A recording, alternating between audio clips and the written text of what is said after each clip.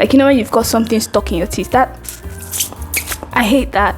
What's your most controversial opinion about something mundane? I said what I said, and that's on period. The one in Game of Thrones, how can I forget her name? The one that says Dracarys. Hey, Jesus. Hey, beautiful people, I'm Jess, and you're welcome back to the awesomeness that is my YouTube channel. Today's video is going to be a Q&A. Now, the reason I'm doing a Q&A is because I've noticed that I've gotten quite a few subscribers of late, and they keep going back to the Q&A I did in 2020. A few things have changed, including my idea of what a Q&A should look like. I feel like my Q&A was so rigid and impersonal. There wasn't really any connection. You would not have gotten a greater picture of the kind of person I was from that Q&A. Nothing too lengthy, just short and simple, straight to the point.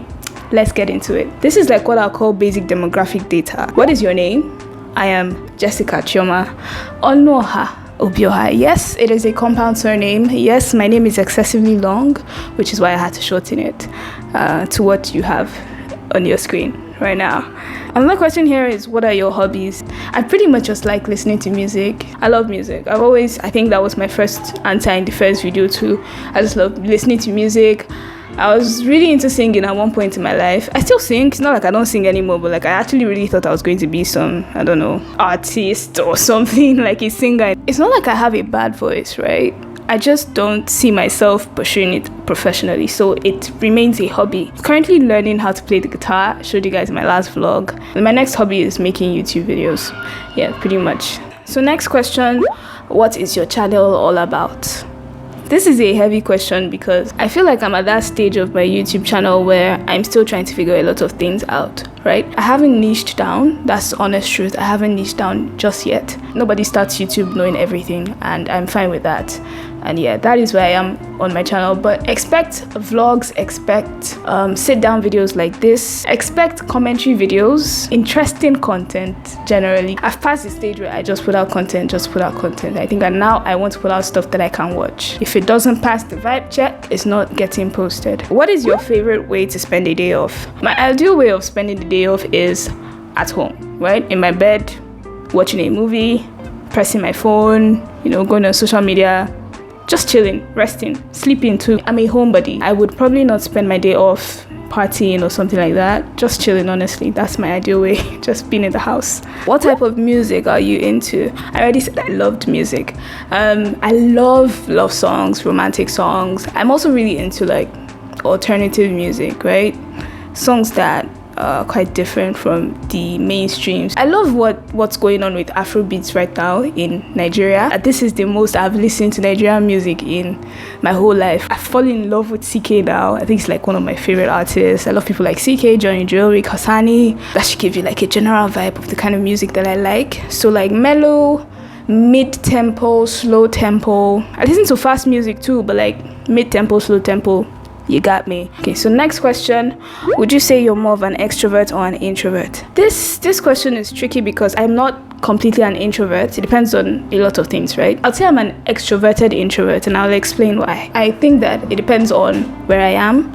If I'm with people that I'm familiar with, that I'm comfortable with, I do not stop talking. But then when I'm in an unfamiliar place with unfamiliar faces, I tend to retreat. I tend to like stay back, be a spectator. But also sometimes I could be new to a place, and if I get the right kind of vibes, I could seem to be an extrovert in that moment. Sometimes when I'm among more introverted people, like people who are like way more introverted than I am, I'm the extrovert. Like my extrovert side just comes out. But then when I'm with more extroverted people, that's when my introvert side kicks in. Do you get? It's confusing, but like that's just how my personality is. But if you were to ask me which one I was more of, I'd say I'm more of an introvert because I like my alone time way too much for an extrovert. That was such a long answer. If you could only eat one food for the rest of your life, what would it be?